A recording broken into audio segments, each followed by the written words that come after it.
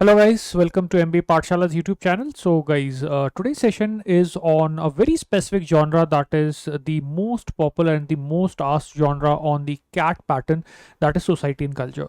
तो आज के सेशन में गाइज हम लोग डिस्कस करेंगे सोसाइटी एंड कल्चर का एक बहुत interesting passage and I believe most of you would enjoy reading the passage as well as solving the questions.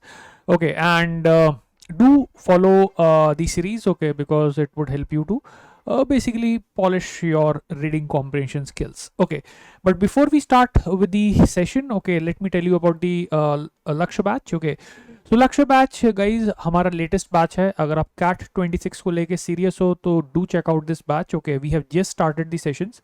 तो अभी आप join कर सकते हो क्योंकि एक या दो sessions ही हुए हैं, ठीक है, maximum cases में. You can see the profile of the teachers. Okay, so all these faculties are going to be there. Okay, you get all the features that you can see on the screen. You can always call on the office numbers for more info. Okay, so let's get started. Okay, सो यार solve कैसे करेंगे थोड़ा सा मैं आपको idea देता हूँ. तो सबसे पहले तो मैं आपको एक बार पैसेज शो कर देता हूँ. Okay, so if you want you can take a screenshot also. Okay, okay, so guys this is the first slide.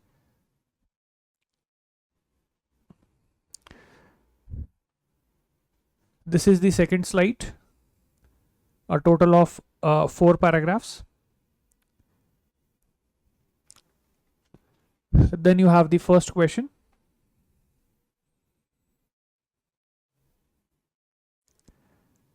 Second question.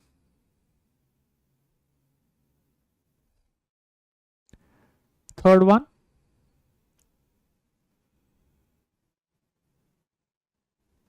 And fourth question. Okay, so आप चाहो तो इनको ट्राई कर सकते हो. अब करते हैं डिस्कशन स्टार्ट.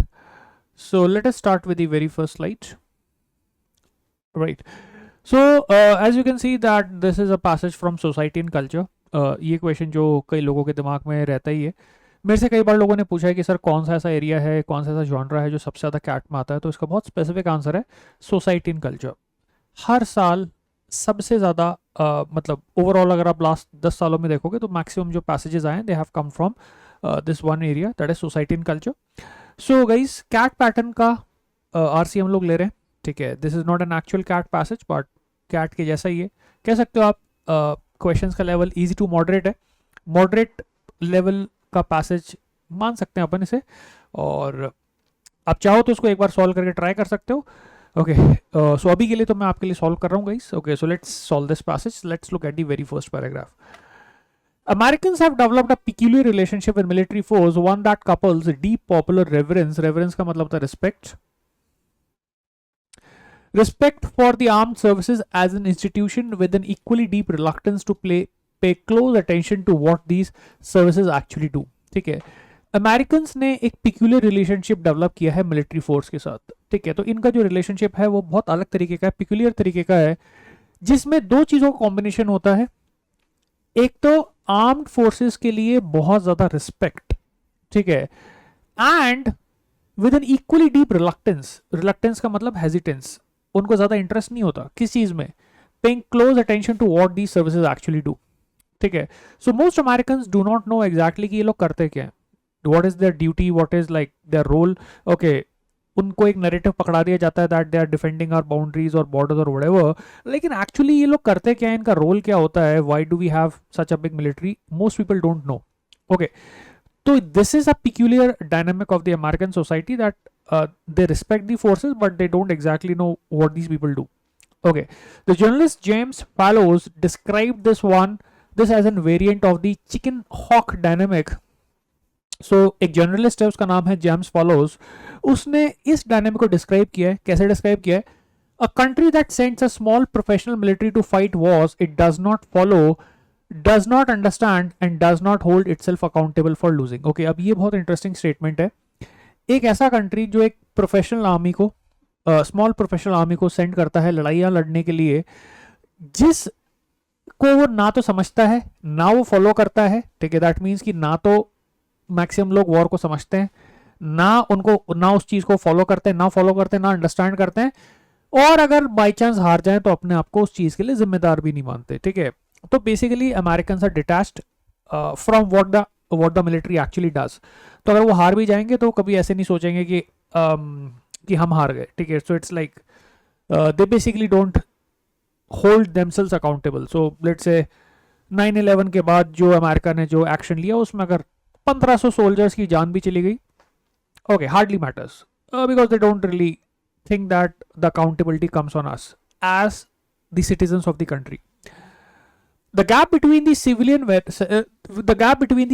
veneration का मतलब respect for the army and the civilian engagement का मतलब कि सिविल यानी कि जो जनता है वो कितना समझती है कि आर्मी का रोल क्या है, आर्मी क्या करती है, इज नॉट अ पैराडॉक्स। तो ऑथर कहता है कि ये कोई कॉन्ट्रडिक्शन नहीं है कि लोग रिस्पेक्ट करते हैं लेकिन समझते कुछ भी नहीं है। ये एक्चुअली पैराडॉक्स नहीं है, ये एक सिस्टम का फीचर है।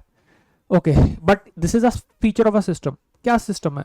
A way of honouring sacrifice without sharing it, of maintaining a martial identity without bearing the martial cost. This is a very very important point. देखिए, कॉस्ट का मतलब कीमत, ठीक है। तो America maintains a martial identity but people don't pay the martial cost, right? Only the people who willingly go and join the army, they are the ones who are paying the cost. The normal public is not going to pay the cost. Okay. And in most cases you can relate कि कभी भी American soil पे आज तक लड़ाई लड़ी भी नहीं गई, तो सिविलियंस कभी इन्वॉल्व होते भी नहीं है, ठीक है। तो आइडेंटिटी तो वो मेंटेन करते हैं एक वॉरियर कंट्री की, मार्शल आइडेंटिटी, लेकिन उसकी कीमत उनको चुकानी नहीं पड़ती। And this is the dynamic of the society in America and this is a distinctive feature, ठीक है। इसके ऊपर एक क्वेश्चन आएगा, उस पर हम आएंगे वापस इस पैराग्राफ पे। This arrangement is historical roots that predate the all volunteer force of 1973। इस अरेंजमेंट की हिस्टोरिकल रूट्स है, ऐतिहासिक रूट्स है। The strategic thinker Andrew Bacevich has argued that militarization of American culture accelerated sharply after the second world war. Second world war के बाद militarization of American army बहुत fast हुआ। Okay, American culture बहुत fast हुआ second world war के बाद, when the United States emerged as the preeminent global power and required an ideological framework to justify permanent military preparedness in peace time. देखिए, second world war के बाद US को एक ideological framework की जरूरत पड़ी जो कि वो लोगों को बता सके, ठीक है, because they have to get some sort of reason why they are always prepared in a military sense even when there is peace. Okay, and that is something that's very relatable, that if you actually see US maintains the maximum number of military bases, okay, outside their own country. Okay, so they have military bases all over the world, so they have to give some sort of ideological reason to the people that why we are so militarily prepared despite the fact that we are living in times of peace. Okay, तो ये framework उन्होंने बनाया कि military को बहुत ज़्यादा respect, लेकिन लोगों का उस चीज की अंडरस्टैंडिंग का बहुत कम होना। Okay, so that like people live in this dynamic where they respect a certain entity called as army, but they don't understand exactly what they do और like why the wars are fought. Okay, what resulted was a cultural compact in which the military was celebrated as an embodiment of national virtue. एक ऐसा culture बना जिसमें military को हम celebrate करते हैं as embodiment of national virtue. भाई ये हमारा नेशनल वर्च्यू है, this is something that they see as virtuous being a part of military. Okay, disciplined, selfless and effective, ये सारी क्वालिटीज हम मतलब अमेरिकन एसोसिएट करते हैं आर्मी के साथ, discipline, selfless and effective, while the widening distance between military and civilian life was gradually normalized as appropriate specialization rather than troubling segregation. Again, this is a very very important point. Military, that is army और civilian life के बीच में जो एक distance है उसको हम लोगों ने normalize कर दिया, ठीक है, अमेरिकन कल्चर में, मतलब अमेरिकन कल्चर में normalize हो गया, saying that it is specialization. Specialization का मीनिंग समझना आप। देखिए, सपोज जैसे लेट अस से डॉक्टर्स होते हैं, वो डॉक्टर का स्पेशलाइजेशन करते हैं, तो वो डॉक्टर्स का जो काम है वो डॉक्टर्स ही समझते हैं, वो बाकी लोग नहीं समझते, ठीक है। तो कुछ इसी तरीके का एक स्पेशलाइजेशन वाला फील्ड आर्मी को भी बना दिया गया कि आर्मी एक स्पेशलाइज्ड फील्ड है जिसको लोग अपनी इच्छा से ज्वाइन करते हैं, लेकिन उनका जो काम है वो नॉर्मल पब्लिक के समझ के बाहर है, ठीक है। तो ऑथर बोलता है कि नॉर्मल सिविलियन पब्लिक और आर्मी के बीच में जो डिस्टेंस है उसको स्पेशलाइजेशन बोल के नॉर्मलाइज कर दिया गया, रादर देन ये सोचना कि ये ट्रबलिंग सेग्रीगेशन है। अब ये क्यों ऑथर बोल रहा है? क्योंकि ऑथर को ऐसा लगता है कि लोगों को आर्मी के वर्किंग और उनके डिसीजंस के बारे में समझ होनी चाहिए।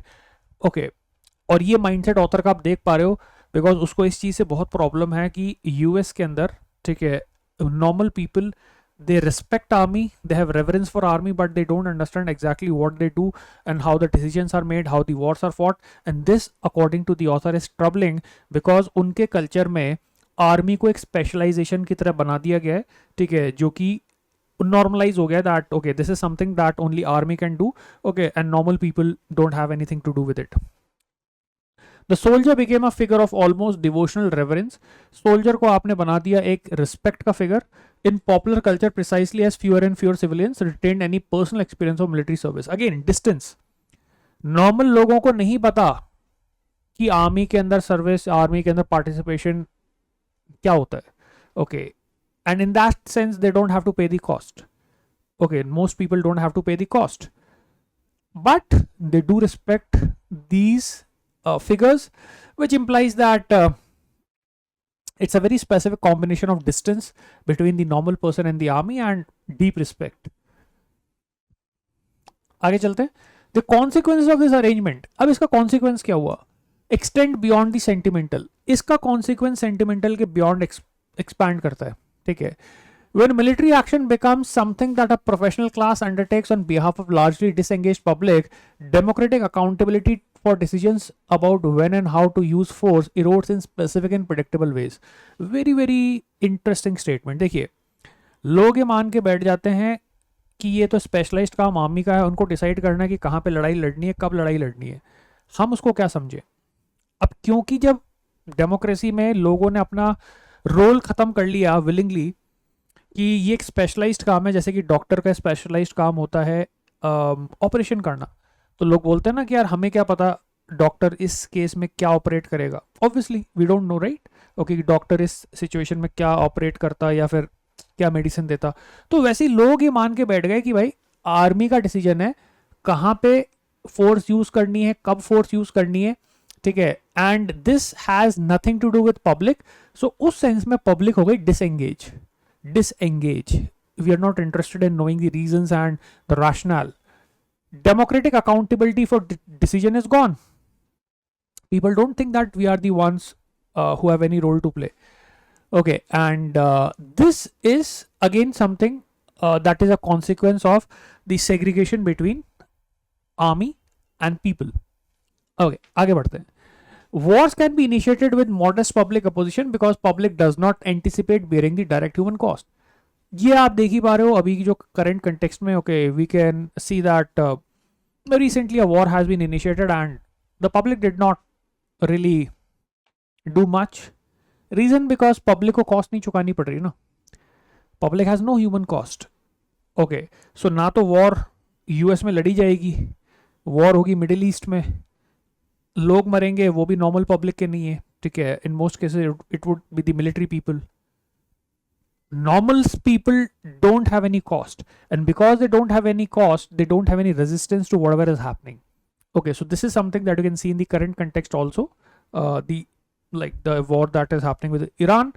Wars can be initiated with modest public opposition because public does not have to bear the human cost. They can be sustained long past the point of rational strategic calculation because acknowledging failure would require confronting the sacrifices already made, a dynamic some scholars have described as sunk cost reasoning applied to human life. Okay, now this is again one of the important aspects.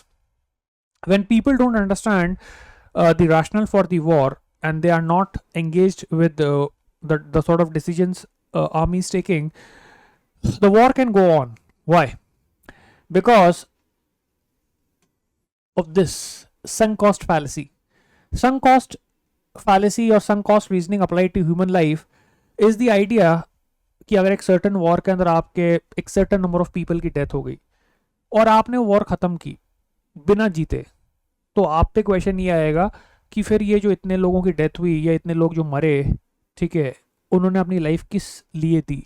Okay, in order to justify some sort of win, the war continues because you always have to justify why so many people died in the first place. Right. So the point is this is what is called as sunk cost reasoning, कि इतने लोगों की अगर death हो गई तो अब तो हम जीत के ही मानेंगे, इतने लोगों को हमने सेक्रीफाइस कर दिया, इतना पैसा लग गया, तो अब तो जीत के ही मानेंगे. ठीक है. So in order to confront the idea of sacrifices made, okay, they keep on continuing the war beyond the rational reason.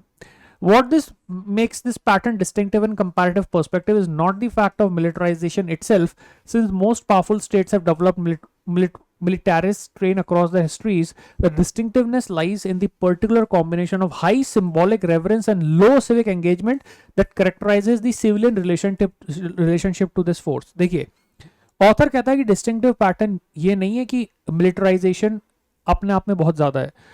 Okay, distinctive point ये है कि सिंबॉलिक रेफरेंस बहुत है लेकिन सिविक एंगेजमेंट ना के बराबर है. ठीक है. As far as the characterization to the relationship to the forces concerned, एक इंपॉर्टेंट पॉइंट और भी है. European nations that maintain significant military establishment tend either to conscript broadly, spreading the social cost of military preparedness. देखो, जब आप conscription करते हो तो नॉर्मल जनता से आप पार्टिसिपेशन मांगते हो कि आप लोग आओ और हमारी आर्मी का पार्ट बनो. ठीक है. Now conscription is something that you can see in a lot of countries where people are expected और there rules where people have to join army for a certain length of time. ठीक है. लेकिन जब आपकी एक ऐसी military होती है जो वॉलंटियर, यहाँ पे वॉलंटरली आप ज्वाइन करते हो, जैसे कि इंडियन आर्मी के अंदर भी like you have to like voluntarily join, okay, and it's a specialized field. Similarly in US also you have to voluntarily take that decision. तो उस केस के अंदर क्या होता है, normal people cannot relate to what these people are doing, so they are disengaged, which is the feature. Europe में ऐसा नहीं है. यूरोप में you have the system of conscription, so the people realize the social cost of a war, okay, because they know that हमारे बीच में से लोग मर रहे हैं. ठीक है. Now, and then there is one more thing that actually stops a very huge participation in the war, and that is institutional skepticism about their military establishment that serves as a counterweight to martial enthusiasm. Okay, now look at this. This is something that is not happening in US, okay, in America. ठीक है. अब देखो, you have conscription, so the social cost of military preparedness is spread across a wider population, which means कि आपके बीच में से ही लोगों को लिया जाता है, तो लोगों को पता होता है कि हमारे ही लोगों को जाके लड़ना है, तो सोशल कॉस्ट बढ़ जाती है. दूसरा, यूरोपियन कंट्रीज में काउंटरवेट है which is institutional skepticism about military establishments. Understand this. Military establishments को लेके स्केप्टिसिज्म का मतलब डाउट, मतलब लोग सवाल उठाते हैं कि भाई तुम क्या कर रहे हो. ठीक है. तुम लड़ रहे हो तो क्यों लड़ रहे हो, किसके साथ लड़ रहे हो, कब लड़ रहे हो, क्यों लड़ रहे हो. ये जो स्केप्टिसिज्म है उससे होता क्या है, that it works as a counterweight to martial enthusiasm. That means जो रैंडम लड़ाइयाँ आप करते हो, मार्शल एंथुजियाज्म, जो ज़रूरत से ज़्यादा एंथुजियास्टिक हो जाते हो आप एक वॉर स्टार्ट करने के लिए, उसको ये बैलेंस करता है काउंटरवेट की तरह. ये चीज यूएस में नहीं है. The American synthesis of reference without participation, that is one, and pride without proximity produces a political culture. America के अंदर दो चीजें हैं, रिस्पेक्ट विदाउट पार्टिसिपेशन, लोगों की बात हो रही है, and pride without proximity. You take pride in military but you don't participate. Okay, so you are not near the military, right? Produces a political culture that is unusually susceptible to the initiation of wars and unusually resistant to their conclusion, which means that in such a situation where people do not understand and do not participate, wars happen very frequently and there is no counterweight like in the European system. Okay, so now let's look at the questions. First question की बात करते हैं. The phrase honoring sacrifice without sharing it most nearly implies which of the following about civilian relationship to the military service. Okay, तो सबसे पहले तो इस question को हम लोग मेंटली आंसर करने की कोशिश करते हैं क्योंकि काफी इजी क्वेश्चन है. आप ये कह रहे हो सैक्रिफाइस को ऑनर कर रहे हो, ठीक है, लेकिन शेयर नहीं कर रहे. बात हो रही है लोगों की. तो व्हेन आई से honouring sacrifice, it means that you honor the sacrifice that army people are making for the country, but you are not sharing the cost. That means you yourself are not enlisting for the army, nor are the wars fought in the country, so you do not have to engage with it. तो आपको उसकी कीमत नहीं चुकानी पड़ रही. Sharing, without sharing it का मतलब you don't have to pay the cost for it. Now look at the options. Civilians are morally inconsistent in the treatment of military. भाई मॉरली इनकंसिस्टेंट होते हैं वो अपनी मिलिट्री को ट्रीट करने में, ये कहाँ लिखा है? Where is the idea of moral inconsistency? Totally wrong. Okay, बाकी का भी पढ़ोगे तो बिल्कुल गलत है. Expressing reverence while privately resenting the fiscal burden. Like what fiscal burden? There is no mention of fiscal burden. Civilian admiration for the military structurally separated from any personal exposure to the cost of a service. Now that is good. Okay, इस option का meaning बिल्कुल सही आ रहा है. Civilian admiration for the military is separate from any personal exposure to the cost of service. That means most people do not have to pay the cost. तो उनको कीमत नहीं चुकानी पड़ती है, तो डिसएंगेज रहते हैं. कुछ भी गलत नहीं है. सेकेंड ऑप्शन आंसर हो सकता है. थर्ड को देखते हैं. The military model has caused American civilians to project an idealized image on to social group they have no direct contact with. It's not about projecting an idealized image to a social group that they don't have any contact with. See, aesthetic होता है, reverence, respect, moral नहीं होता. ऐसी distinction कहीं नहीं किया आपने. आप सिर्फ ये कह रहे हो कि people of America, they do respect the army people. Okay, they do respect, they have a sense of reverence for military, but उनको खुद का डायरेक्ट एंगेजमेंट नहीं करना पड़ता. Okay, so they don't have to bear the cost. Aesthetic की कहां से बात आ गई? Reverence is aesthetic rather than moral. This is totally wrong. Eliminated. Next पे आते हैं.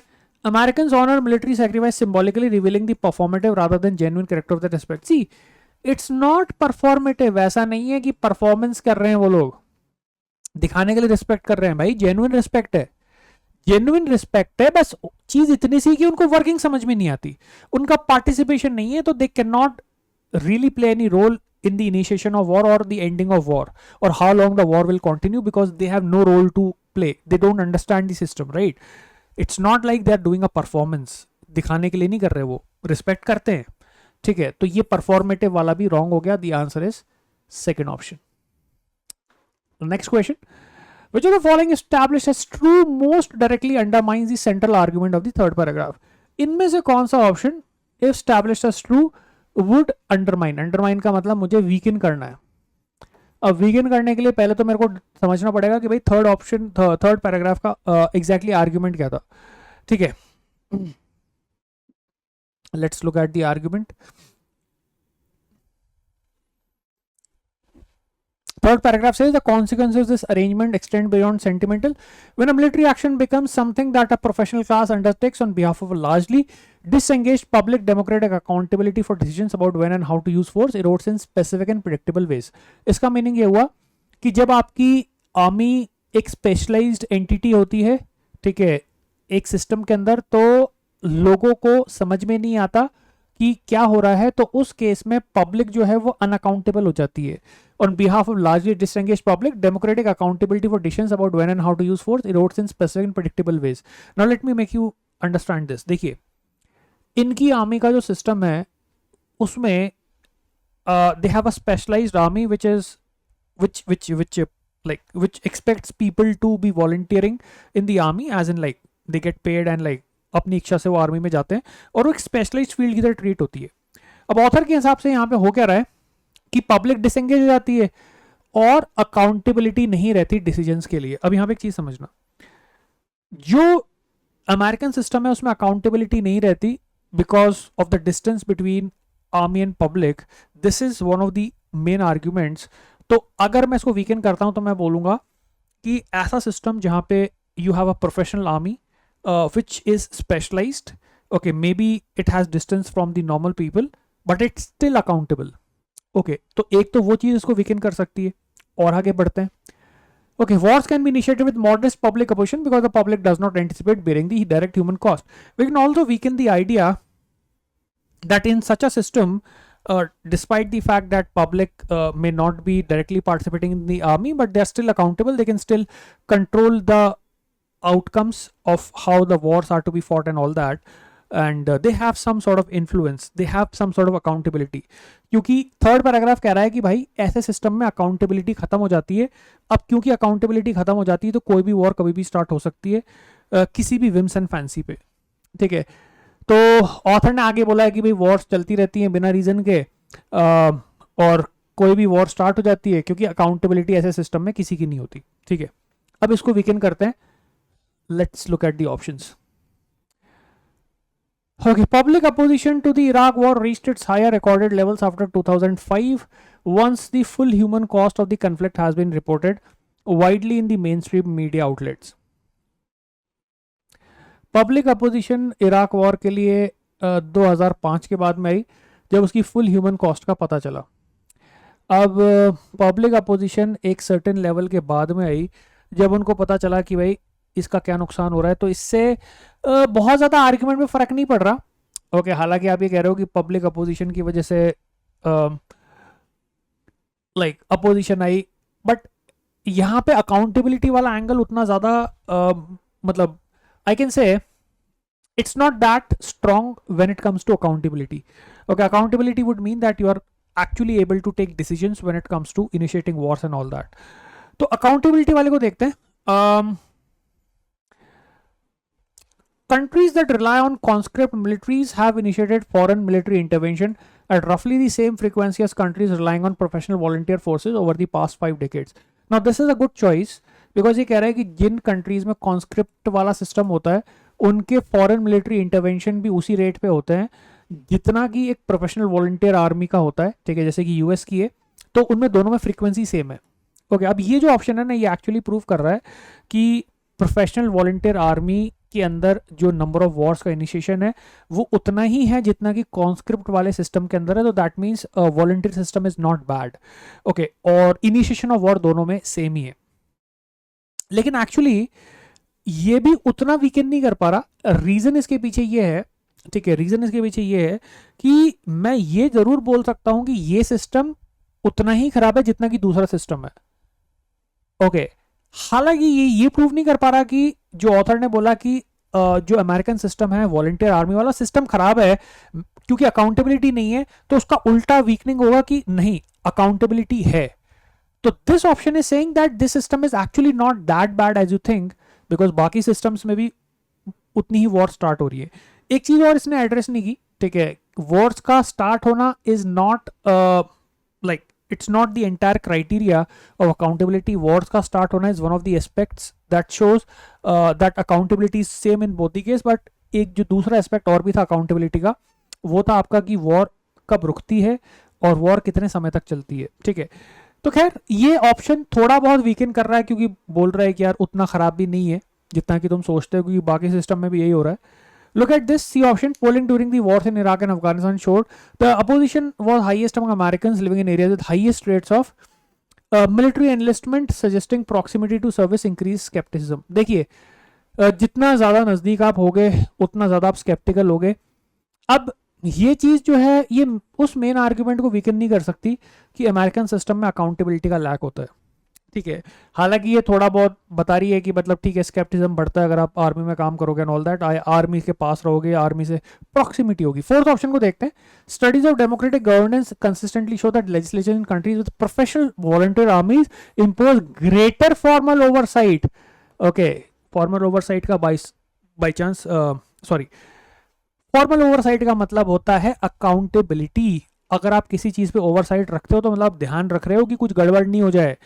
तो जिन कंट्रीज में वॉलंटियर मिलिट्रीज होती हैं वहां पे ज्यादा ओवरसाइट होती है एग्जीक्यूटिव वॉर पावर्स पे then in countries with conscript forces. Guys this is the strongest weakening option. Do you know why? क्योंकि जो बी ऑप्शन था वो तो सिर्फ इतना सा बोल रहा था कि कॉन्स्क्रिप्ट वाली मिलिट्रीज जो है और प्रोफेशनल वॉलंटियर मिलिट्रीज के अंदर लेवल सेम है। ओके, तो the weakening effect was not that much, it was just this much कि ठीक है वॉलंटियर मिलिट्री भी उतनी खराब नहीं है। डी ऑप्शन इसको बिल्कुल ही वीकन कर रहा है थर्ड पैराग्राफ को, बिकॉज इट्स सेइंग कि डेमोक्रेटिक गवर्नमेंट जिसके अंदर वॉलंटियर मिलिट्रीज होती हैं उनके अंदर एक्चुअली अकाउंटेबिलिटी का लेवल ज्यादा होता है as compare to any other system like conscript, which means that this is totally defeating the argument of third paragraph जो कि बोल रहा था कि वॉलंटियर मिलिट्रीज जो कि डेमोक्रेटिक सिस्टम लाइक यूएस के अंदर है उनके अंदर अकाउंटेबिलिटी का लैक होता है। ये ऑप्शन कह रहा है कि वॉलंटियर मिलिट्रीज के केस में फॉर्मल ओवरसाइट होती है जिसकी वजह से वॉर्स का जो है लेवल है वो कंट्रोल्ड रहता है। ओके, फॉर्मल ओवरसाइट एक ब्रॉड वर्ड है जो कि जिसका मीनिंग होगा कि आप ध्यान रखते हो कि कुछ गड़बड़ ना हो जाए, ठीक है। So this is the best option that would totally destroy the argument of the third paragraph, ठीक है। Let's look at the next one. The author describes the growing military civilian distance as having been normalized as appropriate specialization rather than troubling segregation. The distinction between two characterizations most nearly imply that. Author describe करता है कि military और civilian distance जो है उसका बढ़ना उसको normalise कर दिया गया है या हो गया है एज अप्रोप्रिएट, और उसको हम सही मानते हैं, ये कहते हुए कि स्पेशलाइजेशन है। जैसे कि डॉक्टर का मैंने एग्जांपल दिया, उसी तरीके से अमेरिकन ये मानते हैं कि भाई ये आर्मी वालों का काम है, स्पेशलाइज्ड काम है, रादर देन ये मानना कि ट्रबलिंग सेग्रीगेशन है, जो कि ऑथर का कंसेप्ट है। ऑथर बोलता है कि एक्चुअली सेग्रीगेशन में बहुत दिक्कत है, ये गलत है, ठीक है, लेकिन American think that this is specialization. तो इनमें से कौन सा करेक्टराइजेशन मोर और लेस इस चीज को इंप्लाई कर रहा है, ठीक है, इन दोनों डिस्टिंक्शंस को? पहला ऑप्शन क्या बोल रहा है? The framing of a military civilian separation as specialization concealed its democratic consequences by making structural disengagement appear to be a natural feature of the advanced industrial societies rather than politically significant condition. See, military civilian separation को इस तरीके से frame करना जैसे कि वो specialised काम कर रहे हैं तो इसलिए तुम्हें उनसे अलग रहना है, ये एक चीज को छुपाता है, वो ये कि जो लोगों का डेमोक्रेटिक पार्टिसिपेशन है वो कम हो जाता है। It hides the democratic consequence by making structural disengagement. किसके बीच में? आर्मी के डिसीजंस और डेमोक्रेसी का इंपॉर्टेंट फीचर कि लोग हर चीज को कंट्रोल करें, उनके बीच में डिसएंगेजमेंट हो जाता है। और हम लोग ऐसा मान के चलते हैं कि एडवांस्ड सोसाइटीज में ये चीज नेचुरल है, उसको नेचुरल मान लिया गया है, जो कि पैसेज में भी लिखा था कि this has become natural in American society, assuming that this is how industrial societies work, rather than thinking that this is a politically significant condition with democratic implications. Okay, तो ये सोचने के बजाय कि यार हमारी डेमोक्रेटिक वैल्यूज कॉम्प्रोमाइज हो रही हैं, वो सोचते हैं कि भाई ये स्पेशलाइजेशन वाला जो फ्रेमिंग है वो बिल्कुल सही है। So they don't think that there is any compromise of democratic values और it's a politically significant event.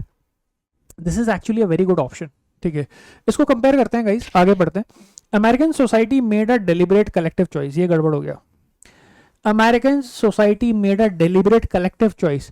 Second option ऐसा लग रहा है कि अमेरिकन सोसाइटी के लोग बैठे, उन लोगों ने बैठ के कलेक्टिव चॉइस की कि मिलिट्री सर्विस को हम एक टेक्निकल एक्सपर्टीज की तरह मानेंगे जो कि मेडिसिन या लॉ से कंपैरेबल होगी। बिल्कुल गलत।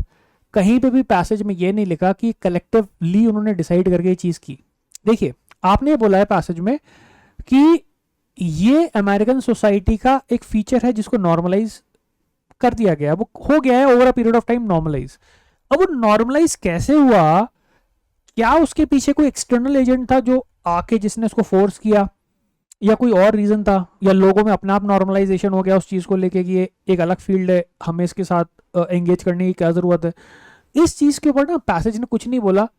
ऐसा नहीं बोला कि अमेरिकन सोसाइटी के लोग बैठे मिलके और फिर उन्होंने डिसाइड किया कि हम लोग इस चीज को सेपरेट रखेंगे।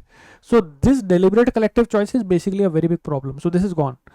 आगे चलते हैं। Political elites consciously promoted special, बिल्कुल गलत। कहां लिखा है पैसेज में कि पॉलिटिकल एलिट्स ने कॉन्शियसली स्पेशलाइजेशन वाली फ्रेमिंग को आगे से प्रमोट किया? बिल्कुल गलत, कहीं पे भी मेंशन नहीं है। Gone. In the author's view, the terms specialization and segregation are structurally equivalent but ideologically distinct. कहीं पे भी ऐसा मेंशन नहीं है कि ये दोनों terms, okay, specialization and segregation, ये स्ट्रक्चरली इक्विवेलेंट है और आइडियोलॉजिकली डिस्टिंक्ट है। ये इंप्लीकेशन कहीं पे भी पैसेज में नहीं आ रहा, ठीक है। और फिर आगे लिखा है कि both describing a condition of military civilian separation that serves the interest of professional military class. देखिए यार, पैसेज के बाहर नहीं जाना, ये चीज मिलिट्री क्लास को मदद करती है, सर्व करती है।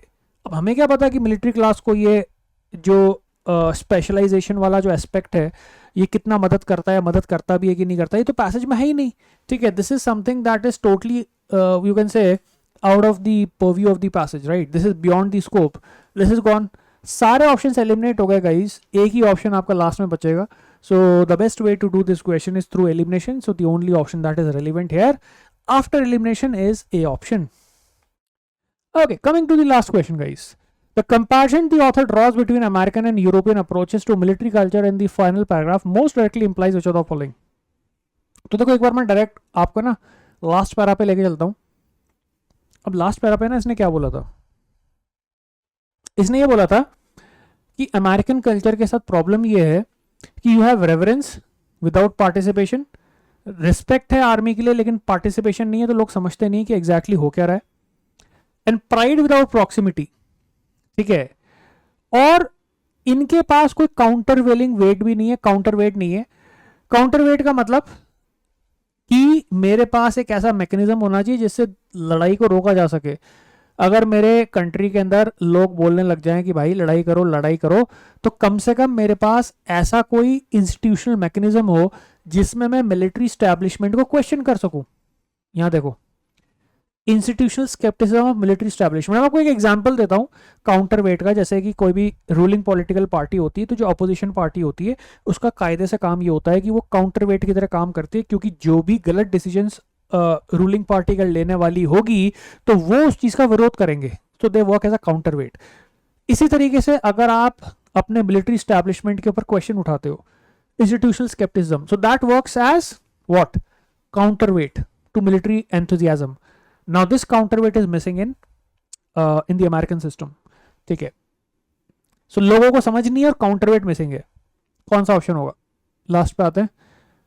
European countries, nations have historically been less inclined towards military adventurism than American states because of the direct territorial experience of large scale warfare. Okay, ये कहां से आ गया?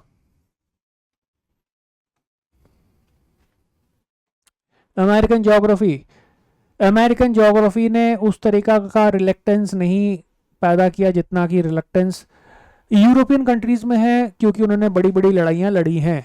अब क्योंकि उन्होंने इतनी बड़ी बड़ी लड़ाइयाँ लड़ी हैं तो उनका कल्चर वॉर के अगेंस्ट में हो गया, क्योंकि उनको पता है कि कीमत चुकानी पड़ेगी. लेकिन ये पैसेज में नहीं दे रखा. ठीक है. ओके, अब हम ऐसा सोच सकते हैं कि शायद रियल वर्ल्ड में इसका कुछ इंपॉर्टेंस हो. जर्मनी वगैरह के अंदर लड़ाइयाँ हुई, ठीक है, या बाकी के जो countries, Poland and all, but the point is that this is not given in the passage. Next option. The structural mechanism through which European democracies moderate enthusiasm, conscription and institutional skepticism work because they link the social cause of military action to the broader cross section of the population. Okay, अब देखिए ये ना option वैसे गलत नहीं है, लेकिन this is not what is the important distinction between the American and European approach to the military culture. ठीक है. क्यों एक चीज समझनी है आपको, अमेरिकन कल्चर यूरोपियन कल्चर से कैसे डिफरेंट है, उस चीज का मुझे आंसर करना है. मुझे इस चीज को आंसर नहीं करना कि जो यूरोपियन कल्चर के अंदर मिलिट्री को कंट्रोल करने का जो मैकेनिज्म है वो मैकेनिज्म क्या है. तो एक्चुअली मैकेनिज्म वो बी ऑप्शन है, but this is not a question of how the mechanism works. Okay, तो बी ऑप्शन बता रहा है कि मैकेनिज्म ऐसे काम करता है कि लोगों को जब कीमत चुकानी पड़ती है ना, बिकॉज कॉन्स्क्रिप्शन होता है, उनमें से ही लोगों को निकाल के आर्मी में लिया जाता है, तो उनको पता होता है कि कीमत हमें भी चुकानी पड़ेगी. तो this is how the public cost और the social cost of the military action stops adventurism. Okay, but this is not the question what is the mechanism of the European democracies. No, that's not the question. The question is that how American pattern and the European pattern or the American and European approach are compared. अगर आप ध्यान दोगे B option में American approach की तो आपने बात ही नहीं की, जबकि पैसेज किसके बारे में था? अमेरिकन अप्रोच के बारे में था. ठीक है. The author implies that what makes the American pattern comparatively distinctive is not the presence of martial enthusiasm which is common to most powerful states. तो अंतर ये नहीं है कि इनमें मार्शल एंथुजियाज्म ज्यादा होता है अमेरिकन पैटर्न में. अमेरिकन पैटर्न में जो मार्शल एंथुजियाज्म होता है वो तो बाकी में भी होता है, लेकिन यहां अलग चीज ये है कि absence of structural counterweights that in other democracies. By the way other democracies का मतलब यूरोपियन डेमोक्रेसीज. तो बाकी डेमोक्रेसीज में जो काउंटरवेट होते हैं, ठीक है, जैसे कि opposition to military, institutional skepticism and the idea of conscription, both are counterweights. वो काउंटरवेट यहां पे नहीं होते और बाकी डेमोक्रेसीज में वो काउंटरवेट्स मिलिट्री एक्शन को रोक लेते हैं. This is the best option that compares the other democracies which are the European democracy versus American democracy and both approaches. This is the exact option that targets the comparison of American approach versus the approach of the Europeans. Okay, अब इन्होंने यहाँ पे term exactly European नहीं लिखा है, इन्होंने लिखा other democracies, but उसका implication वही है. अदर डेमोक्रेसीज मतलब democracies apart from America which is European democracies, right. Last option पे आते हैं. European conscript militaries are in the author's view democratically superior. Okay, this is wrong obviously. यार ये तो कहाँ से आ गया, सुपीरियर हैं वो इन्फीरियर हैं. इस तरह के रैंडम वर्ड्स को यूज नहीं करना चाहिए. One is superior and the other is inferior. It's about the difference in the approaches and how those differences convert into military adventurism in case of America, whereas in the case of European example, the European martial adventurism is controlled. Okay, so guys, that was the last question. The answer is C option. Okay, so आज के लिए यार इतना ही, ठीक है. I hope you enjoyed the session. If you enjoyed the session, do like the session and do leave a comment if you liked the session. Okay, that's it. See you in the next session. Bye bye.